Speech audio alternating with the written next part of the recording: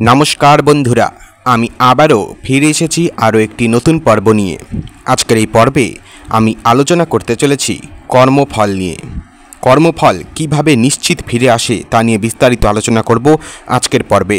শুরু করার আগে বলে রাখি বন্ধুরা, চ্যানেলে এরকম ভিডিও আরও দেওয়া রয়েছে, দেখে আসবেন। চ্যানেলটিকে অবশ্যই করে সাবস্ক্রাইব করবেন আর এখন থেকে সরাসরি আমার সঙ্গে আপনারা যোগাযোগ করতে পারেন।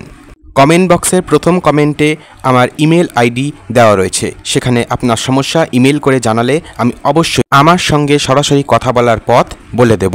চলুন আর দেরি না করে শুরু করা যাক।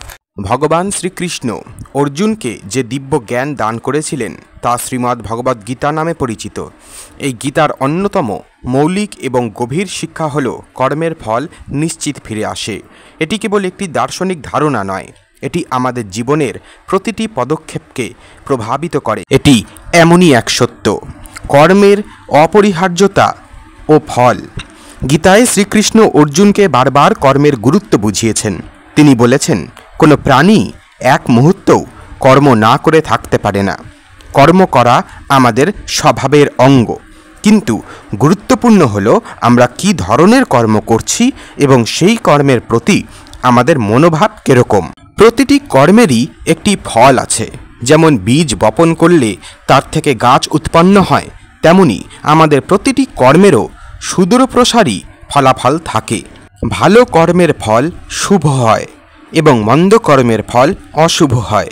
এটি প্রকৃতির নিয়ম। আপনাকে কর্ম করতে হবে, কিন্তু আসক্তিবিহীন কর্ম করতে হবে, অর্থাৎ ফলের প্রত্যাশা ত্যাগ করে সেই কর্মে মনোযোগ দিয়ে সেই কর্ম সম্পন্ন করতে হবে।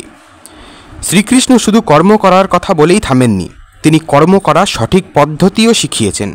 গীতায় কর্মফলের প্রতি আসক্তি ত্যাগ করার ওপর বিশেষ জোর দেওয়া হয়েছে। তিনি বলেছেন, তোমার শুধু কর্ম করার অধিকার আছে, কর্মফলে কখনো নয়। এর অর্থ এই নয় যে আমাদের কর্মফলের প্রতি উদাসীন হতে হবে বা আমরা ফলের বিষয়ে চিন্তা করব না। এর অর্থ হলো আমরা যেন ফলের প্রতি অতিরিক্ত আসক্তি না রাখি, কারণ এই আসক্তি বন্ধনের কারণ।